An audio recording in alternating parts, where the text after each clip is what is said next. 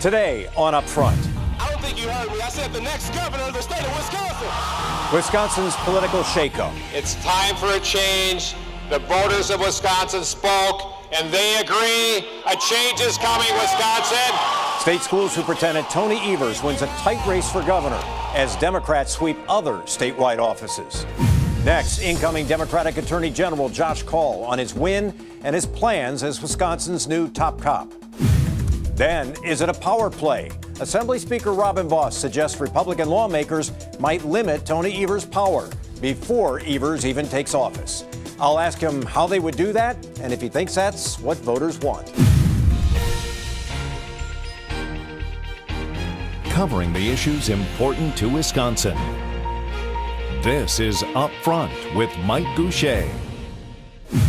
Hello again, everyone, and welcome to Up Front. So that didn't take long. Just hours after declaring victory in last week's election for governor, Democrat Tony Evers was reminded of his new reality. He'll be working with a legislature controlled by Republicans. Assembly Speaker Robin Vos set off a controversy when he suggested that Republican lawmakers might limit the powers of the new governor before he even takes office. Evers shot back, warning Vos and Republicans to stop any and all attempts to play politics and weaken the powers of the governor's office.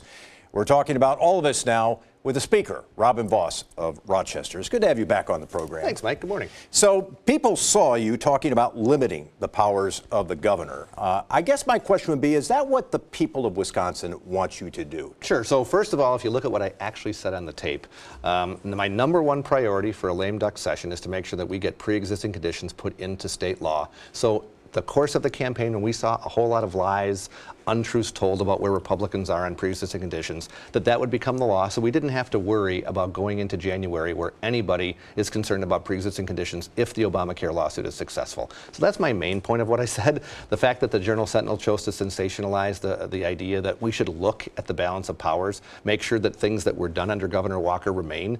That's what my voters elected me to do. So let me tell you a couple quick examples. Number one, voter ID.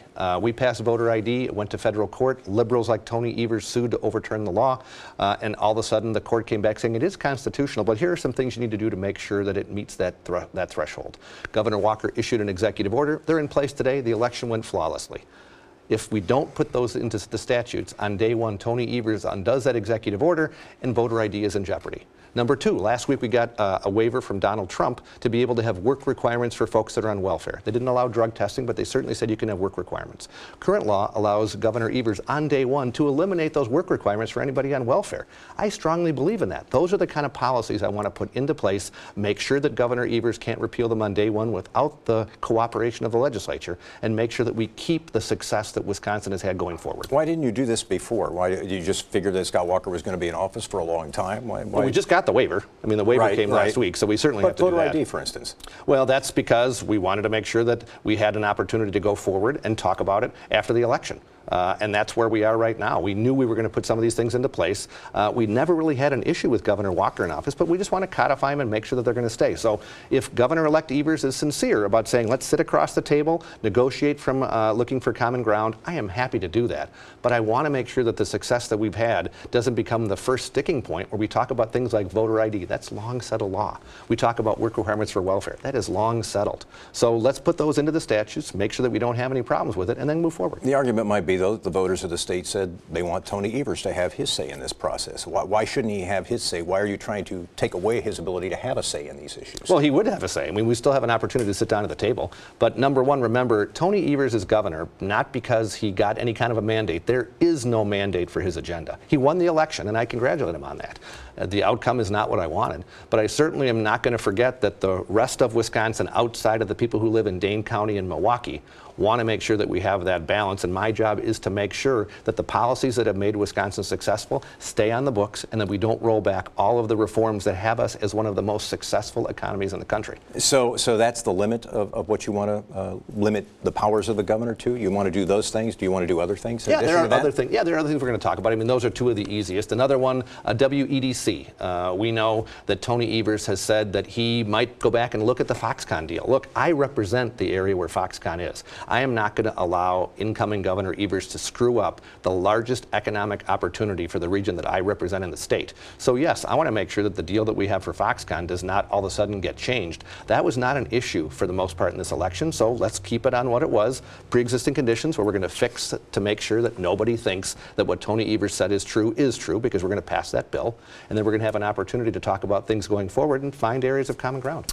So give me an example of common ground that you think you can find with the new governor. Sure. I'll give you a bunch of examples because I think there are going to be quite a few. Number one, I had a task force last year on foster care. We know that there are over 6,000 children who are in foster care. We need to do a better job of making sure that we recruit more foster families to be in that system, make sure that we are able to fairly compensate those families. That's one area. Number two, we have successfully worked on the opioid crisis. My colleague John Nygren has the HOPE agenda. We have passed dozens of bills, but there's a lot more to do. So I'd be happy to work with him on the opioid crisis. Transportation. I think that we have an opportunity to reduce the amount of borrowing that we have, potentially raise some revenues, and put it into what he said that I agree with during the campaign, and that's going into roads and bridges and infrastructure. But not mass transportation. Not into empty buses, not into streetcars, not into all kinds of things with light rail. Those are a dead end, and they're never going to happen under me. But I certainly am open to working with him on roads and bridges. So I think there's a lot of areas that we can sit down, find the common ground that he said he wanted to do during the campaign, and I'm willing to do myself. It seems like you are drawing some lines in the sand, though, already on a couple of key issues. He wants to spend more on public education, K through 12. He's talking about $1.4 billion. You've been quoted as saying that that's just not going to happen. Why not look at his budget, see how he would pay for it, rather than saying right now it's not going to happen? Well, here's what I know. There was a new report out in the Journal-Sentinel today that showed that we have a little bit over $2 billion of projected new revenue to spend on all of the programs that we would like to do. I think that just continuing what we already have with the same increase. Remember, last year in the budget, even though Tony doesn't want to admit it, we actually had the largest increase in public education spending in our state's history. So I think if we duplicated that again, so had that same huge increase, but we still have a lot of other priorities, I think the only way that Governor-elect Evers is going to be able to do that is by massive tax increases. I'm never going to vote for a tax increase like that. So I think that's why I tried to be honest. Any tax increase? No. No. Right now you're saying no? Well, no income, no sales. I mean, I did say I'd look at the transportation potentially for more revenue for transportation, but we're not going to raise the income tax. We're not going to raise the sales tax. So if tax increases are off the table for the general fund, we have to take the money that we have and figure out how best to spend it. What about Medicaid? 37 states now saying we want the expanded Medicaid. We just saw voters in 3 red states in the recent election cycle say that's what we want. You've said no to that.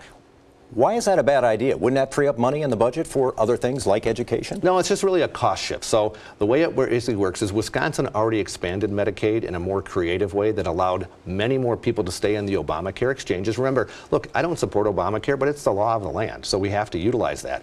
Under the Obamacare system, people who are above 100% of poverty get massive federal subsidies to be able to buy private sector insurance, where they pay rates that are actually not a loser for hospitals and doctors. The more people we put into Badger Care, because every single person on Badger Care does not actually pay the full freight of the services they receive from a doctor, a nurse, a chiropractor, a dentist. So there's a massive subsidy that has to happen in the private sector to make up for those who are on Badger Care. So why would I want to put more folks onto Badger Care, knowing that that would raise the private insurance rates and make our health care system even less stable than it currently is? Let me ask you one other question. Yeah. There were a lot of referendums on marijuana, including some in your area, in Racine County. A lot of support for both recreational use and for medicinal use. Is that an area where you could find common ground with Governor Evers? Yeah, so I have always supported medical marijuana. I've been very public before this election in saying that if we could have a system where somebody walks into a Walgreens, a CVS, a local pharmacy, and they can get a prescription filled for marijuana just like they do for an opioid or a traditional prescription, I am all in favor of that. But having us become a Colorado where people break federal law but they're not prosecuted, having a system where we already have too many opioids in our state and now we all of a sudden make marijuana legal for recreational purposes, I don't know what that would benefit the productivity of Wisconsin. So I'm willing to look at medical marijuana if we can figure out an answer at the federal level and then figure out a better way to make it happen in Wisconsin. Robin Vos is the Republican Speaker of the Assembly. It's good to have you back on the program. Thanks, Mike. And my interview with Speaker Vos continues now on our website, where we're talking more about how a new governor might affect the Foxconn deal. You'll find that on the Upfront section of WISN.com. Coming up next on Upfront, the new Attorney General. I'll talk with Democrat Josh Kaul about changes he'll make at the Department of Justice. And later, the election by the numbers, the parts of Wisconsin that propelled Tony Evers to victory and cost Governor Walker his job. Upfront with Mike Goucher, brought to you by the American Transmission Company and the Wisconsin Corn Growers Association.